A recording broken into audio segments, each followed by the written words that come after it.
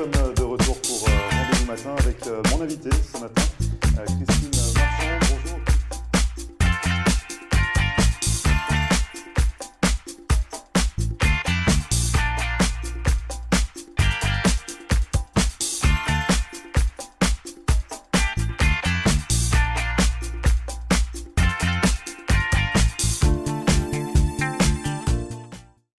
Bonjour à tous, bienvenue, merci de regarder Rendez-vous Matin pour cette nouvelle émission. On va se prêter au jeu de l'imitation avec un imitateur professionnel. Il s'agit de Mickaël Rancourt. Bonjour Mickaël. Allô. Merci d'être présent sur le plateau de Rendez-vous Matin. On va parler de votre longue carrière dans l'imitation qui date d'il y a déjà 30 ans. Ben oui, 30 ans l'année passée déjà, en 2018. Ça ne me rajeunit pas. J'avais les cheveux de la même couleur que toi quand j'ai commencé. C'est vrai? Et 30 ans après, ça donne ça. Donc, alors dans 30 ans... on se reverra dans 30 ans pour en reparler, Mickaël, de ma coloration, justement. On va s'intéresser à toutes les voix que vous imitez. Avant d'en parler, juste pour savoir comment on devient imitateur finalement. Est-ce qu'un matin, on se réveille, on se dit je veux imiter des gens, ou alors c'était quand vous étiez jeune? C'est parti d'où? Je crois que c'est un don. Parce que moi, je viens du Québec et au Québec, il y a... Sur les millions de personnes qui restent au Québec et au Canada, on est à peu près 5 ou 6 imitateurs. Ah oui, donc c'est peu. peu. On peut imiter son oncle, sa tante et son voisin, là, mais quand on parle de spectacle, monter un spectacle, c'est une autre chose. J'ai eu la chance d'avoir ce don-là, je l'ai exploité, je l'exploite encore aujourd'hui au maximum. On se lève un matin, on peut s'apercevoir qu'on peut faire des imitations. J'imitais mes professeurs à l'école. Quand j'ai commencé à chanter dans les bars, j'interprétais tout le monde, mais les gens me disaient que je ressemblais beaucoup à la voix originale. Alors, j'ai travaillé un petit peu à placer tout ça. Et avec le temps, l'influence des gens me disant « ben, tu devrais t'en aller comme imitateur », tout ça s'est placé tout seul et ça fait déjà 30 ans l'année passée. Donc avant d'être imitateur depuis 30 ans, vous étiez chanteur, musicien également, c'est ça? J'ai commencé à chanter, j'avais 8 ans. Ah oui. Et j'en ai 55, ça fait quand même longtemps que je chante. J'ai eu beaucoup de plaisir à le faire. J'étais dans une chorale quand j'étais tout petit, après ça avec des groupes, et après ça en solo comme musicien dans les bars, et après ça comme imitateur à partir de 88. C'était un cheminement, là. J'ai chanté presque toute ma vie. Même ma mère me dit, quand j'avais 1 an, je chantais « She loves you, yeah, yeah, yeah », parce que je suis né en 63, et c'était les années Beatles. Alors, j'ai commencé très tôt. À 1 an déjà. À un an déjà, là, je chantais. Est-ce qu'il faut avoir l'oreille musicale un petit peu pour pouvoir imiter Ben, ça aide beaucoup pour le temps, de tenir les mesures et tout ça. Moi, j'ai jamais pris de cours de chant. J'ai jamais pris de cours de musique non plus. Je suis vraiment autodidacte dans tout ce que je fais. Je joue du piano, je joue de la guitare un petit peu, mais tout ça, j'ai appris ça par moi-même. Avec ma famille, qui est une famille de musiciens, qui tout le monde chante encore aujourd'hui chez nous. C'est sûr que tout ça, avec le temps, ça paraît. Là. Les antécédents nous aident un peu à continuer dans la musique. Alors, vous pouvez imiter pratiquement 200 voix, c'est ça? Oui, 200 voix. Avec le temps, en 30 ans, parce qu'il y en a certaines qui arrivent, après ça, on arrête de les faire, et là, à un moment donné, il revient une mode exemple de Joe Dassin. Je faisais Joe Dassin quand j'étais tout petit. Ben, pas quand j'étais au-dessus, quand j'ai commencé à faire mes choses. Et j'avais arrêté de le faire. Et au Québec, il y a beaucoup d'hommages à Joe Dassin. On ne sait pas pourquoi, à Aznavour, des choses comme ça. On revient avec les chanteurs qui ont été très populaires dans les années 60-70. Et là, je reviens avec un spectacle qui me permet de refaire ces voix-là plus tard, 30 ans plus tard, ou en tout cas 25-30 ans plus tard. Et ça, pour moi, c'est un grand plaisir de refaire ces voix-là. Alors, c'est sûr que si j'enlève, j'en remets, oui, avec le temps, parce que j'ai 2 spectacles complètement différents, un de 2 heures et un autre de 2 heures. J'ai 4 heures de matériel qui est complètement différent.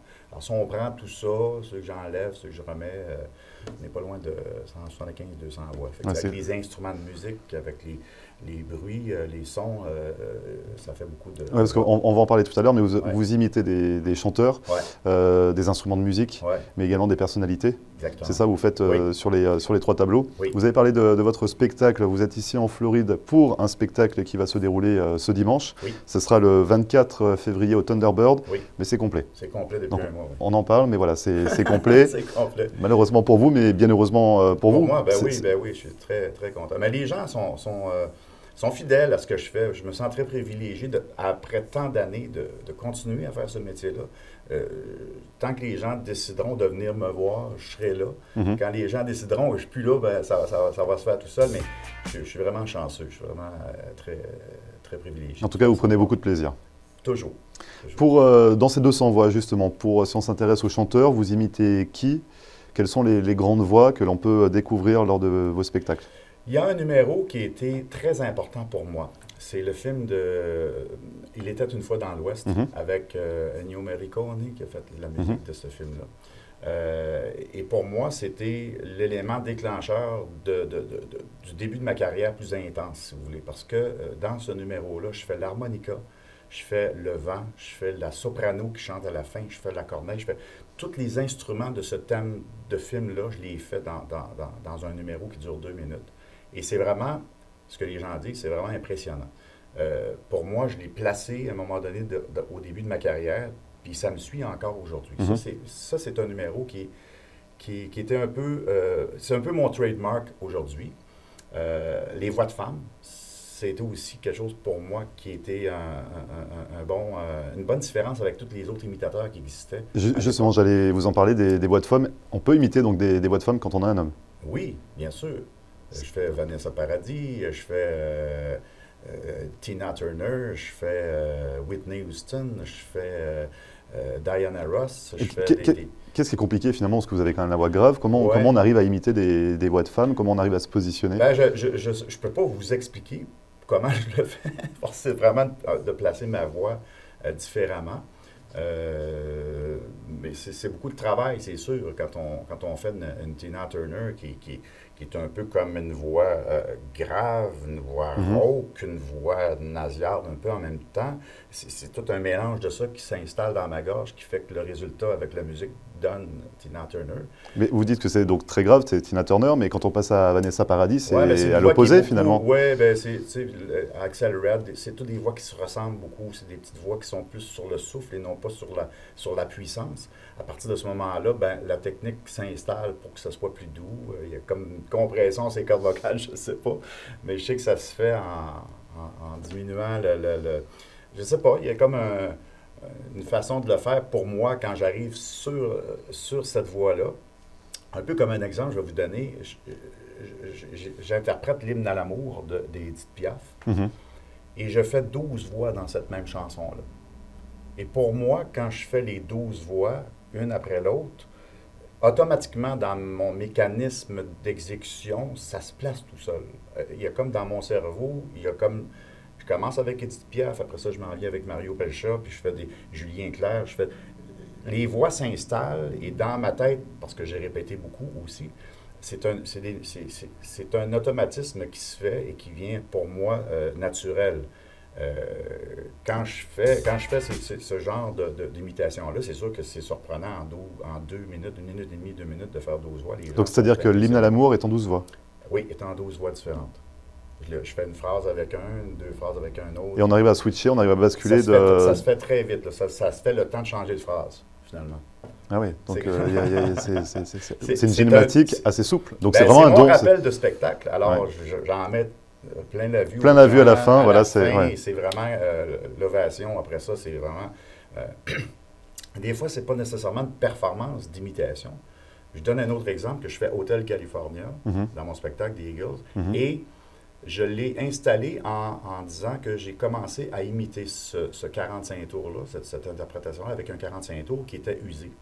Et quand je l'interprète, le disque saute, mais ma voix saute aussi. Wow. Et le disque va plus lent, ça va plus vite, parce que le 45 tours à l'époque faisait un peu... Alors pour moi, c'est un numéro aussi qui n'est pas une grande performance, mais l'humour de ce numéro-là, de la faire, vient tout changer la dynamique de l'interprétation. Et ça donne un résultat, c'est toujours un gros applaudissement après ce numéro-là aussi, parce que c'est à la fois drôle et à la fois performant. Alors ça, c'est important dans l'imitation de ne pas nécessairement juste reproduire des voix. Il faut arriver avec des concepts qui font qu'aujourd'hui, les gens redécouvrent l'imitation, mais avec des nouvelles façons de faire. Et justement, c'est ce qui est important, par exemple, pour l'hymne à l'amour de Piaf, Oui. De l'interpréter avec 12 voix, ça Oui. surprend un peu le public, c'est ça? C'est ça ce que vous allez rechercher finalement? Exactement, exactement. Parce que l'hymne à l'amour, depuis des générations et des générations, ça a été interprété par plein d'artistes. Alors, je vais comme juste refaire un peu ce parcours-là de 60 ans, mais en 2 minutes. Alors, Michael Rancourt, vous restez avec nous. On continue de parler d'imitation, de votre don que vous pratiquez depuis maintenant 30 ans. Juste avant, je vous propose de regarder un extrait de votre spectacle et on se retrouve juste après ça.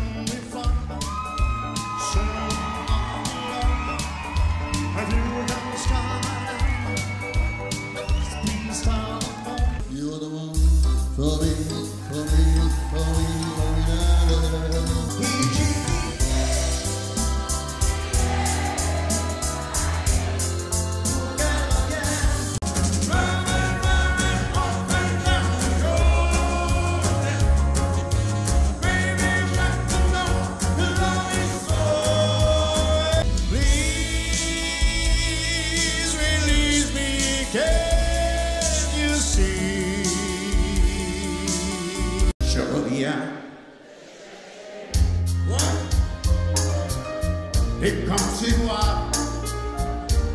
j'ai pas trop changé.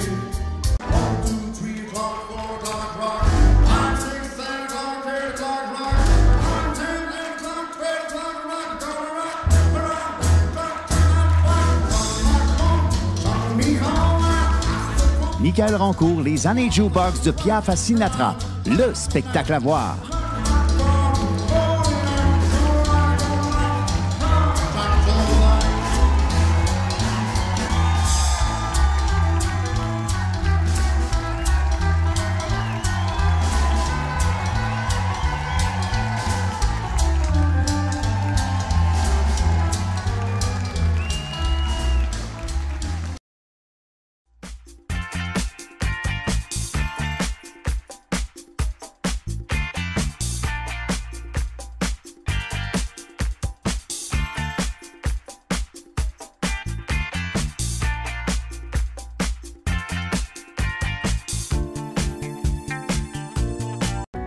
Richard's Motel Family of Lodgings est une entreprise de services qui offre différents types d'hébergements répartis sur 7 complexes dans les régions de Hollywood et Hallandale Beach. Richard's Motel Family of Lodgings est une solution d'hébergement économique et propre, avec un service comparable à celui des grands hôtels. En affaires et en croissance depuis 25 ans, l'entreprise propose un minimum de 144 unités, en des complexes avec chambres standards ou appartements d'1 ou 2 chambres à coucher parallèles. Notre entreprise regroupe différentes unités de motels, hôtels, des studios condos magnifiques, vastes, confortables mais sans le grand luxe et les coûts inhérents aux hôtels de renom, des appartements pour du court, moyen et long terme. Richard's Motel Family of Lodgings. 1-800-742-4431. 1-800-RICHIE-1. Visionnez notre site Internet à richardsmotel.com.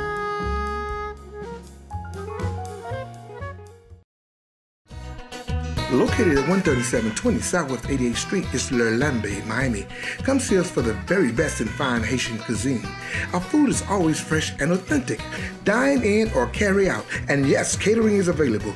Come let Master Chef Yoli help you create the perfect menu for your next event. Call your order in advance. Call 305-383-0442. That's L'Orlambe, Miami.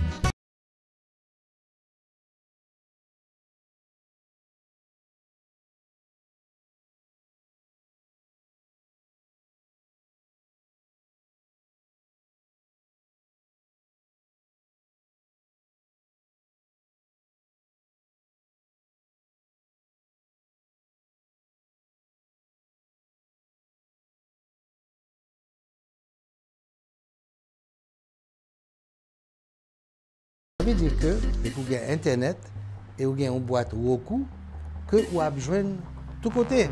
Walmart, Target, Brandsmart, ils vendent 29 $. Vous payez ça une seule fois, mettez le sous.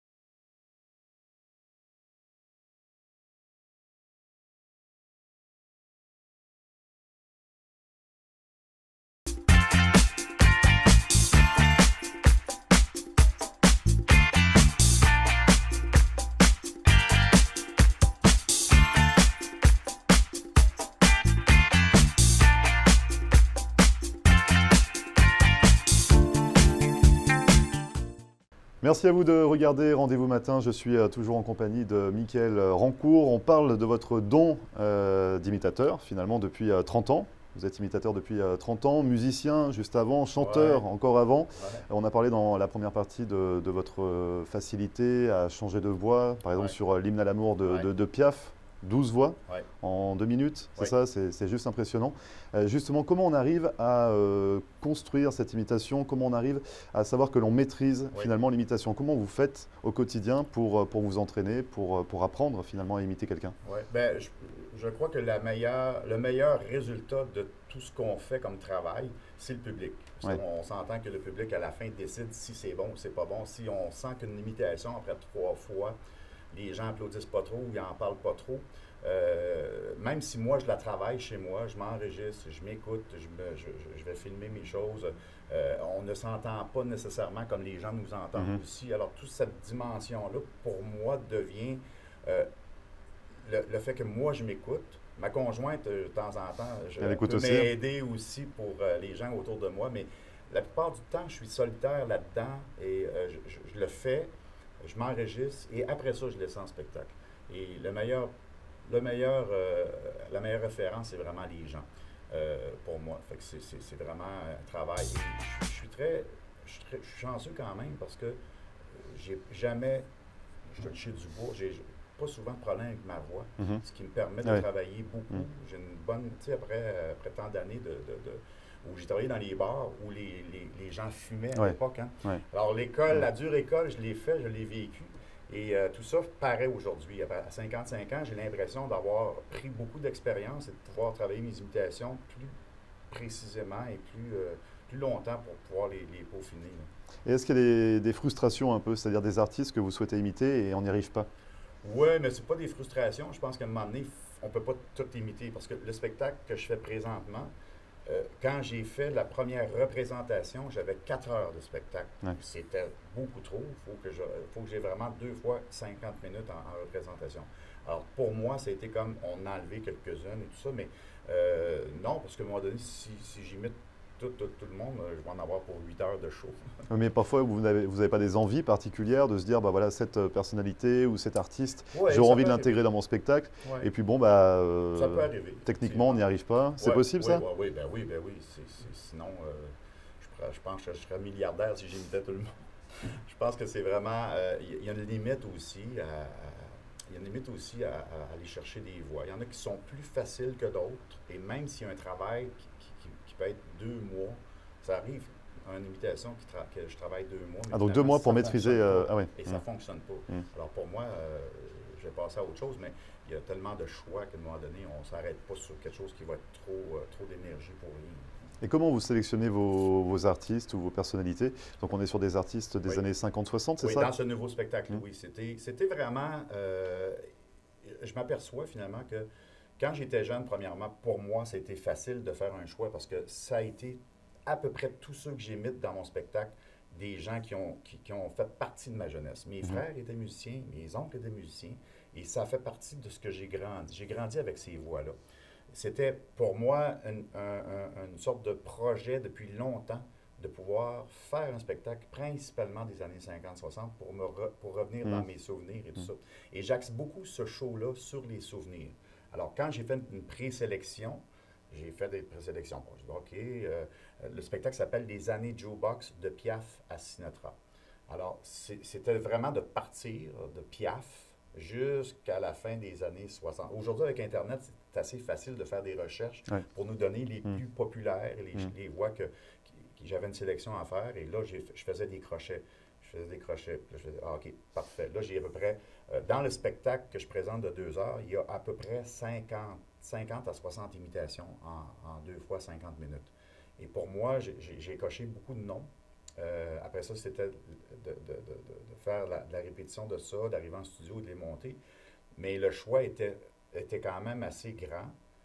Et là, même tellement grand que le prochain spectacle que je vais monter en 2020 pour une deuxième version des années Jukebox de Piaf à Sinatra, ben, il y a déjà la moitié du répertoire qui est déjà choisi parce qu'il faisait partie du premier 4 heures. Et qu'il n'y avait pas la place de tout mettre. Finalement, exactement. Alors, c'est vraiment dans ces années-là. Pour ce qui est du show que je fais un petit peu plus actuel, je ne peux pas tout imiter. Il n'y a pas tant de choses aussi qui sont sorties et qui sont en référence avec les gens qui viennent me voir. Les gens qui viennent me voir, moi, c'est un public de, mettons, de 45 ans à 70 ans, à peu près 70 en montant. Mais ça commence à 45 ans. Alors, tous les jeunes, toutes les choses hip-hop, les affaires comme ça, j'imite pas ça dans mes spectacles parce que c'est pas le public. Oui, ça ne va pas résonner à l'oreille, finalement, de votre public. C'est pas une bonne référence pour les gens qui viennent me voir. Alors, je reste dans ce que les gens aiment de moi et moi, ben, en respect pour eux, qui me disent ben, ça fait 30 ans qu'on vient de voir, on veut reconnaître un petit peu ce que tu fais. Alors, c'est plus facile pour le choix. Et donc, c'est un spectacle chanté, bien évidemment, mais aussi parlé. Il y a beaucoup d'humour dans votre spectacle. Bien sûr. Ben, je pense que c'est important. C'est pas en majorité. Le spectacle des années Jukebox de Piaf à Sinatra est beaucoup plus musical. Oui, des interventions, parce que je parle des années 60. Quand j'étais petit, les habitudes, la technologie, l'informatique, dans ce temps-là, il n'y avait pas grand-chose. Il y avait toute la télévision était beaucoup importante à l'époque, beaucoup plus qu'aujourd'hui, où on avait 2 postes de télévision dans le temps. Et il y en a encore juste 2. La construction puis de la cuisine, finalement, on a encore 2 postes, même après 30 ans. Mais tout ça, le linge, la mode, tout ce qui était important à l'époque est devenu aussi important aujourd'hui, mais dans différentes sphères, dans différentes habitudes. Et ça, j'en parle aussi. L'évolution chez nous, les réunions de famille, tout ça, ce qu'il y avait dans le temps, ce qu'on a presque plus aujourd'hui à cause des familles séparées, tout ça. Mais finalement, ça vient rejoindre les souvenirs des gens et ils se sentent concernés dans mon humour et dans mon histoire. Ils ont l'impression d'avoir vécu la même chose que moi, puis ça, c'est très important. Et ces sketchs sont montés avec des personnalités québécoises? Ça peut être des personnalités politiques ou... Non, la politique, ça, je touche jamais à ça. Donc les humoristes, les artistes ne touchent pas à la politique? Ben, c'est une règle d'or. Les imitateurs, il y en a qui sont très, très bons et qui le font très, très bien. Alors, je leur laisse ce bout-là. Et ceux qui font de la politique, qui font des imitations de politiciens, tout ça, souvent, ils ne chantent pas. Ils imitent pas en chantant. Alors, chacun son créneau et je pense que ça... Alors, vous prenez qui, justement, comme personnalité? Ah, bien, au Québec, il y a beaucoup de personnalités qui... bon, il y a plusieurs humoristes qui sont là aussi, que j'imite. Alors, quand j'arrive, que je fais 7-8 imitations d'humoristes que les gens aiment beaucoup, c'est sûr que la voix, quand tu vas la chercher, c'est instantané. Des animateurs de télé, de nouvelles et tout ça, ça c'est sûr que c'est toujours payant, c'est toujours... les gens, l'instantané, parce que je vais improviser souvent avec des personnalités connues du Québec, et les gens ne s'attendent pas à ça. Aussitôt que je commence à parler, à un moment donné, je vais changer ma voix automatiquement, puis ils vont dire, mon Dieu, il est rendu en Pierre Bruno qui fait les nouvelles à TVA. Mais c'est vraiment beaucoup plus axé sur l'imitation chantée, mais à travers tout ça, il y a des imitations parlées, effectivement. Alors le spectacle concernant les années 50-60 se poursuit jusqu'à fin décembre 2019. Oui. La représentation en Floride, c'est ce dimanche, mais c'est complet. C'est ça. Voilà, c'est au Thunderbird. Ce sera le 24 février. Vous allez retourner au Québec ensuite pour reprendre la tournée à partir du 7 mars. Oui, jusqu'en décembre, c'est ça. C'est déjà 30-40 shows de placés sur mon... Donc vous êtes bien occupé, vous allez bien occupé jusqu'à la fin de l'année. Toutes ces dates sont à retrouver sur votre site internet www.michaelrancourt.com. tout simplement. Et donc les projets pour l'année prochaine, vous avez commencé à nous en parler. Un nouveau spectacle, c'est ça, avec les restants des années 50-60? Oui, puis je ne suis pas sûr qu'il n'y en aura pas un troisième parce qu'il y a vraiment beaucoup de répertoire à refaire et des voix aussi à refaire à cette époque-là. Et oui, là, ça sera parti, ce nouveau show-là, que j'ai déjà commencé au répertoire. J'ai commencé à sortir des numéros d'humour aussi. Lui, il sera bon pour 3 ans, certainement. Donc pendant 3 ans, c'est ça? Oui. Vous restez, vous le rodez et puis vous le gardez encore un petit peu? Normalement, si je commence en janvier, février, ici, l'année prochaine, ça va être des vacances. Après ça, au mois de mars, au Québec, il va commencer le rodage du spectacle un peu partout.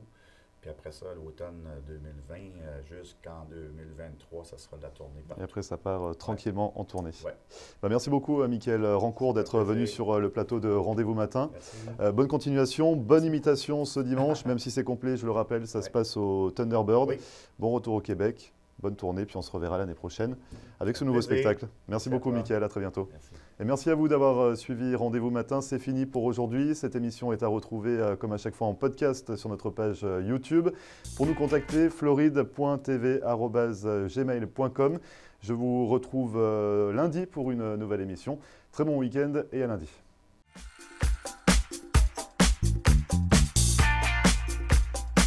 Et voilà, nous sommes de retour pour Rendez-vous Matin avec mon invité ce matin, Christine Marchand.